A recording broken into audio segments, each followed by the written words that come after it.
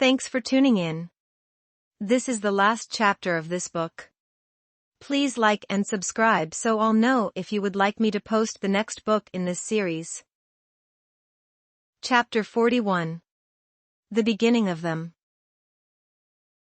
Sky woke to bright morning sun and the bang of a hammer against wood. She smelled breakfast cooking before she heard it. The sizzle of eggs in the pan and a curse from Dylan right before something crashed. You okay in there? Yep. Don't you worry about it. Sky smiled. Dylan had been incredibly bossy with her since she'd been injured. Though she had to admit if the roles were reversed, she would be the same. Sky's injuries had been dangerous enough for constant monitoring, so if everything else hadn't scared him, that did. And he got pushy when he was scared. But then, Dylan was rather pushy all the time. Sky didn't remember the trip back to the cabin. But as soon as they were able, Wade, Dylan, and Jesse caught her up on everything. Calvin, Pete, Tony, Gregory, and his men were all in Tom's jail awaiting trial. Tom wanted to do this by the book, and he'd somehow found a judge willing to make the trip to Colton to oversee the proceedings. Jesse had given his dad a beautiful burial. Surprisingly, most of the Colton had turned up for it. Sky was sure that was more for Jesse than for his father. But in the end, Frankie had done the right thing, and it had cost him his life. Jesse could be proud of that, proud of his father now. Tom and Tricia, along with the other Colton townsfolk, were preparing nearby empty cabins for their move to the mountain. Each time a hammer hit a nail, Sky got a little happier. Soon all her family would be together. Dylan made his way over with Sky's breakfast. He handed her the plate and sat on the bed beside her. He took her hand, as he always did, with a slight question in his eyes. Dylan was sure of his own emotions, but continued to be a little vulnerable about hers. Sky squeezed his hand, reassuring him as she did each time he came to her. His head dipped a little as he looked at her out of the corner of his eye. From a clinical point of view, it made sense to Sky that it would take time for him to know their relationship was real. From a personal viewpoint, though, she hoped it wasn't too long. Though a timid Dylan was rare and charming. Already it was fading as Dylan cleared his throat and sat straighter. Eat your breakfast now. You know, you're entirely too bossy for my taste lately. Sky laughed. Me? Woman, how dare you? You've been bossing me around for days. What? She started to argue, but looking around at where he pointed, she saw everything she'd ordered him to fetch. She shrugged and giggled, then raised his hand and kissed the back of it. Okay, we're both bossy. Taking a bite of fluffy eggs, she moaned her appreciation. The man sure knew how to cook. They ate quietly for a while, enjoying the peaceful time together. Sky looked around the cabin, then at Dylan. I'm just happy to be safe at home. Dylan let out a huff, then stood and walked to the window. He leaned an arm against the trim as he stared outside. Sky wasn't sure what she said to provoke his reaction, but he would tell her if she gave him the time. It didn't take long. Sky, there ain't no place that's safe. Sky could tell from his low rough tone this wasn't something he wanted to discuss, but felt he needed to. But. No, there ain't. He turned back to Sky. Dylan threw his hand out. Exaggerated gestures meant he was upset, he needed her to understand. Sometimes you take the longest time to get something in your head. All that's happened, and you still don't get it? You're always looking for the safe place, but there ain't one. There never was. Do you think that Wade and I, or Jesse, had a safe place, ever? We've always been looking for the next blow. It's always coming from somewhere. You just have to figure out where.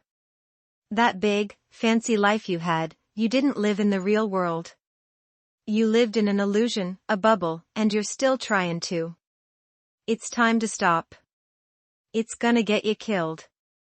Dylan had lived in an entirely different world than she had before all this. He knew things that kept him alive, things that kept them all alive. She needed to respect that. Dylan was right, her big, fancy life had seemed safe. Yes, she'd had problems, large ones. But if she was honest, most of those were of her own making, nothing like Dylan's troubles. While she needed to believe most people were good, there had always been those types like Calvin, who could quickly turn to evil if they let themselves. And there had always been those who only kept civility because they were forced to. Dylan would view it differently, as the sad experiences in his life trained him to see it. He saw everyone as bad until they proved otherwise. Sky lived in his world now. Seeing it Dylan's way was how she would stay safe, how she would help keep Jessie and her family safe. "I understand, and I will work on that," she said in a quiet voice. "Still, I'm happy to stay home for a while, anyway. All this running around, climbing mountains, getting beat up and shot at is really not me." Sky's effort to diffuse Dylan's emotion worked, and he smiled. "Really, I would not have guessed that. Come here. Sit with me." When Dylan settled on the bed, she took his hand in one of hers. Sky raised the other to the side of his face and stroked his stubbled jaw. "I promise I won't do anything to jeopardize this family. Only save it. I trust you, I follow you, I love you. You just say the word, and I'm right there with you." "Just say the word?" "Yep. Anything I want?" Sky laughed. "Anything within reason." Dylan snorted. "Oh, now it's within reason. Always a catch with you." Sky pulled at Dylan, raising her lips to his, savoring him when they met. Then she laid her head on his shoulder and breathed in his scent. This was exactly where she wanted to be. "I love you." "I love you too, darling." Sky was a bit surprised the words came so quickly to him. "That's the second time you've said that. Some people have trouble with that. I've said it a lot more than 2 times. You just weren't awake to hear it." He pulled back a little and laid his forehead on hers, gazing into her eyes. "It ain't hard to say it to you, not at all." Sky smiled and kissed him again. "It's a big deal." He tried to dismiss it. "Yeah, whatever." "No, not whatever. It means a lot to me." Sky ran her hand through Dylan's thick hair, then teased him. "But I have to ask, the first time you told me you loved me, I get the crazy and terrible but wonderful? That's a bit optimistic for you, isn't it?" "Yeah, well, I was in the moment," he smirked. "Don't hold it against me." "Oh, I'm going to." Sky moved closer, wrapping her good arm around him.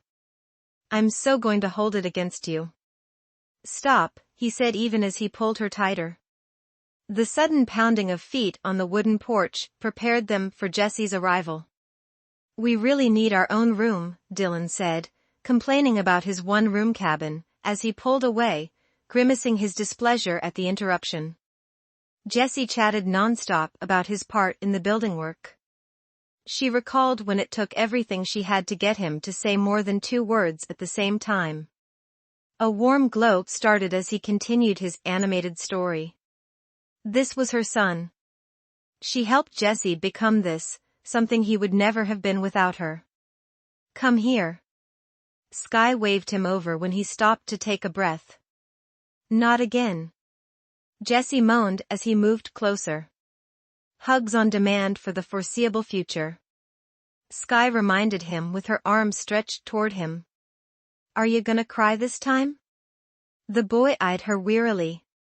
"I'm trying not to." Jessie made an exasperated sound as he moved in for the forced affection. Sky kept it short, then ruffled his hair as he found a spot for himself on the bed. Her face softened as she looked at Wade, who trailed in behind Jessie and now stood in the doorway, then to the boy and Dylan.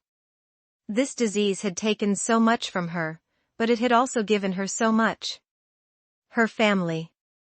A family she would never have had. A man she would never have had. Sky reached for Dylan's hand, interlacing her smooth fingers with his rough ones. Sometimes love didn't come with crashing cymbals and bright lights. Sometimes it came quietly, in a small gesture or a touch.